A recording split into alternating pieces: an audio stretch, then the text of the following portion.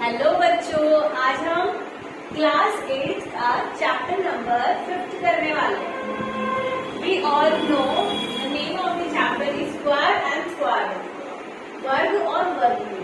किसी चीज का स्क्वायर क्या होता है, किसी नंबर का स्क्वायर क्या होता है? जब हम किसी नंबर को उसी नंबर से मल्टीप्लाई कर देते हैं तो वो उसका स्क्वायर होता है। लाइक 2 2 4, लाइक 25 मल्टीप्लाई 25 करेंगे तो ये 625 आएगा, ठीक है। और स्क्वायर रूट क्या होता है? अगर हमसे पूछा जाएगा कि 625 का स्क्वायर रूट क्या है, तो मतलब किस नंबर को 2 बार मल्टीप्लाई करने पर ये नंबर आया होगा, तो वो उसका वर्गमूल या फिर स्क्वायर रूट होता है, ठीक है। तो अगर हम किसी नंबर को उसी नंबर से ही मल्टीप्लाई कर देते हैं तो उसका स्क्वायर आता है। और अगर आपसे ये पूछा जाएगा कि 4 का स्क्वायर रूट कितना है, तो वो क्या होगा? 2 होगा। तो समझ गए स्क्वायर एंड स्क्वायर रूट क्या होता है। अब हमसे क्वेश्चन में ये पूछा है what is the unit digit of their square. ये जो नंबर हमारे पास लिखे हुए हैं इनका यदि हम स्क्वायर करते हैं तो उसकी यूनिट डिजिट क्या होगी, यानी कि उसका इकाई अंक क्या होगा। अब हमें विदाउट मल्टीप्लिकेशन बताना है कि इसका यूनिट डिजिट क्या होगा। तो हमें क्या करना होता है कि जो अंक हमें दिया उसके लास्ट इकाई अंक का स्क्वायर कर देंगे। तो 1 का स्क्वायर होता है 1, यानी 81 का जो स्क्वायर होगा उसका यूनिट डिजिट भी 1 होगा। लाइक अगर हम 81 को 81 से मल्टीप्लाई करें, 1 1 जा 1, 1 8 जा 1, 8 1 जा 8, 8 8 जा 64।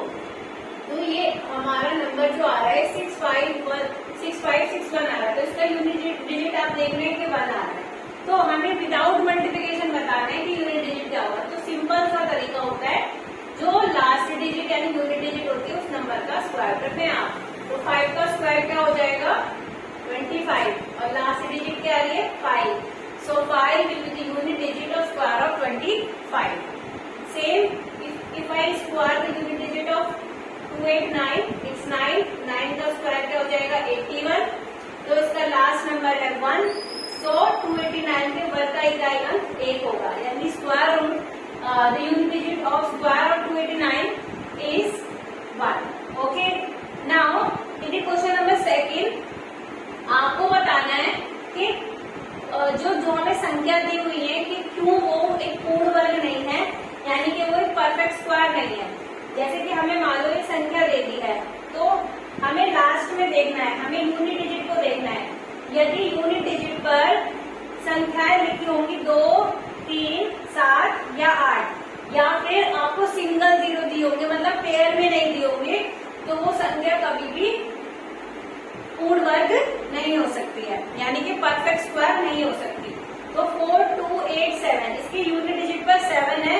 सो it is not a perfect square, it can not be a perfect square. So यदि किसी संख्या की इकाई अंक पर 2 3 7 8 या शून्यों की संख्या विषम होती है तो वो संख्या कभी भी पूर्ण वर्ग नहीं हो सकती। If a number contain at the unit digit 2 3 7 8 और a single 0, so it cannot be a perfect square. Okay.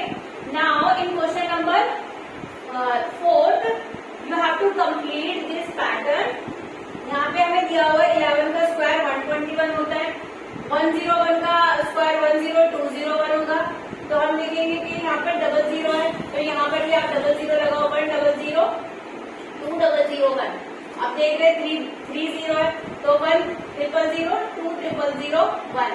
अगर हमें इसके आगे लिखना है तो क्या होगा? 40 है, तो 40 लगाओ, 1 2 3 4 200001। ठीक है। तो इस तरीके से हम इस पैटर्न को कंप्लीट कर सकते हैं। Now in this pattern you have to complete this pattern. क्या हो रहा है इस पैटर्न में? आप देख रहे हैं 1 का स्क्वायर प्लस 2 का स्क्वायर प्लस 2 का स्क्वायर इज इक्वल टू 3 का स्क्वायर, 2 का स्क्वायर प्लस 3 का स्क्वायर प्लस 6 का स्क्वायर इज इक्वल टू 7 का स्क्वायर। तो हमें कैसे दिख रहा है? यहाँ पर क्या पैटर्न चल रहा है? 1 2 जा 2, और 2 के आगे क्या आता है? 3, 2 3 जा 6, और 6 के आगे क्या आता है? 7। तो 2 के बाद यहाँ पर क्या आएगा? 3 का स्क्वायर, और 3 के बाद क्या आएगा? 4 का स्क्वायर, 3 4 जा 12, तो 12 के बाद क्या आता है? 13 का स्क्वायर। आप समझ में आया क्या हो रहा है यहाँ पे? देखो 1 2 3, ठीक है। तो यहाँ पर क्या आ जाएगा? 4 के एक आगे क्या आएगा? 5 का स्क्वायर, और 4 5 से क्या होता है? 25 का स्क्वायर, तो 25 के बाद क्या आएगा? 26 का स्क्वायर। फिर यहाँ पर आ जाएगा 5 का स्क्वायर, तो 5 के बाद क्या आता है 6, 6 का स्क्वायर, 5 6 30, 30 का स्क्वायर इक्वल टू 31 का स्क्वायर। मीन्स आप इन सबका सम करेंगे तो 31 के स्क्वायर के बराबर होगा। इस तरीके से आप इस पैटर्न को आगे भी कंप्लीट कर सकते हैं।